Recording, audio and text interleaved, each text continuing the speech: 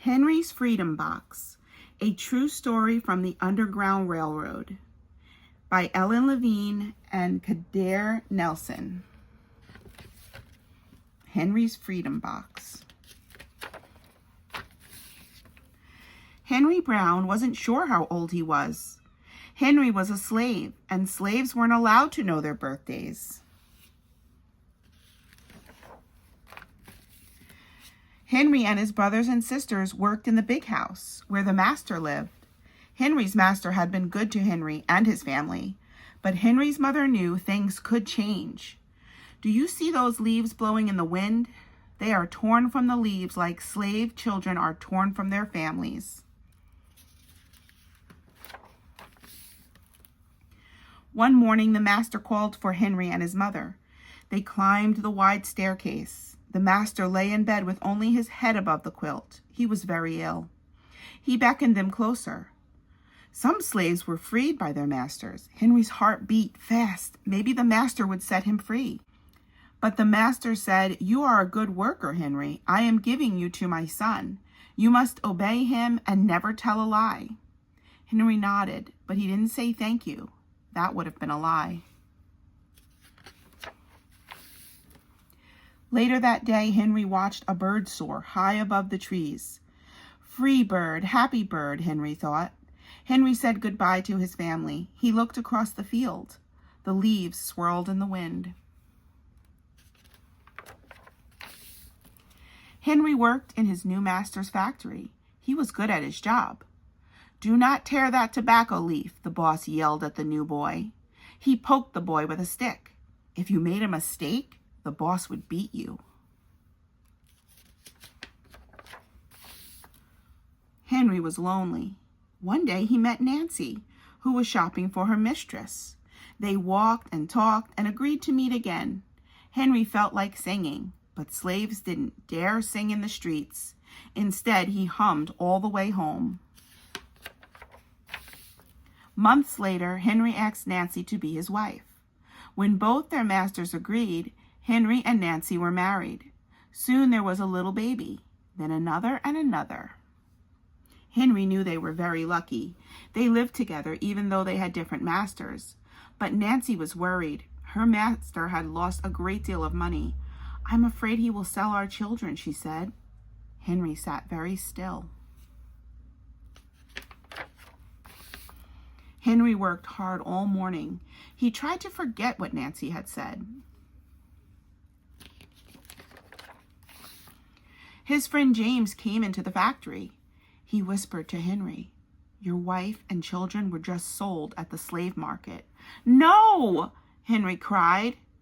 Henry couldn't move. He couldn't think. He couldn't work.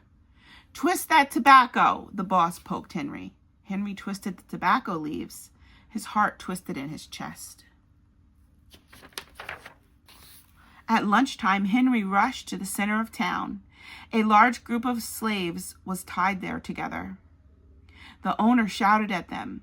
Henry looked for his family. "Father, father!" Henry watched his children disappear down the road. Where was Nancy? He saw her the same moment she saw him. When he wiped away his tears, Nancy too was gone. Henry no longer sang. He couldn't hum. He went to work, and at night he ate supper and went to bed. Henry tried to think of happy times, but all he could see were the carts carrying away everyone he loved. Henry knew he would never see his family again. Many weeks passed. One morning, Henry heard singing. A little bird flew out of the tree into the open sky, and Henry thought about being free. But how? As he lifted a crate, he knew the answer. He asked James and Dr. Smith to help him. Dr. Smith was a white man who thought slavery was wrong. They met early the next day at an empty warehouse. Henry arrived with a box. "I will mail myself to a place where there are no slaves," he said. James stared at the box, then at Henry. "What if you cough and someone hears you?" "I will cover my mouth and hope," Henry said. Dr. Smith wrote on the box, "To William H. Johnson, Arch Street, Philadelphia, Pennsylvania." Henry would be delivered to friends in Philadelphia. Then he printed on the crate in big letters, "This side up with care." Henry needed an excuse to stay home, or the work boss would think he had run off. James pointed to Henry's sore finger, but Henry knew it wasn't bad enough. He opened a bottle of oil of vitriol. "No!" cried James. Henry poured it on his hand. It burned his skin to the bone. Now the boss would have to let him stay home. Dr. Smith bandaged Henry's hand. They arranged to meet the next morning at 4 o'clock. The sun was not yet up when Henry climbed into the box. "Ready," he said. James nailed down the lid. Dr. Smith and James drove to the station.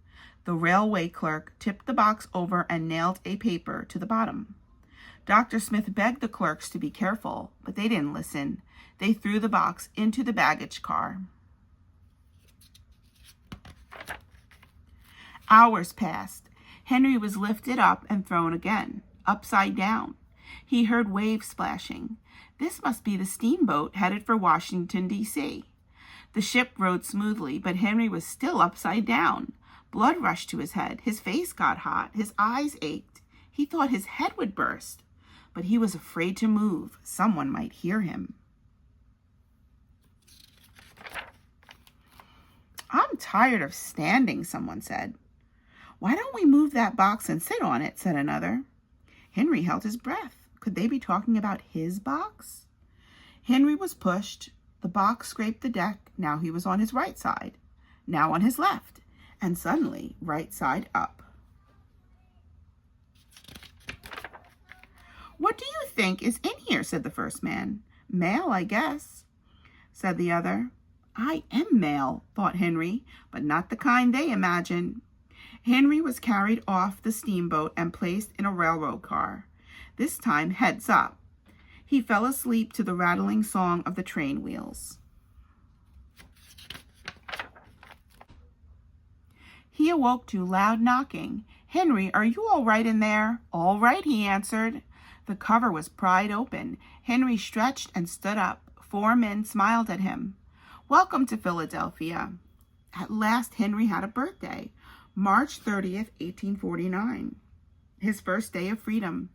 And from that day on, he also had a middle name. Everybody called him Henry Box Brown.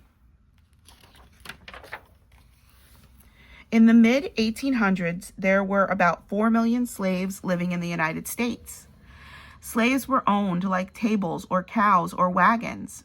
Historians believe between 60,000 and 100,000 slaves escaped to freedom, traveling on what was called the Underground Railroad. The Underground Railroad wasn't a real railroad. It was all the secret ways slaves made their way from the South to the North. They hid in carts, they rode on horseback, they walked hundreds of miles through forests and swamps and crossed flowing rivers in summer and icebound rivers in winter.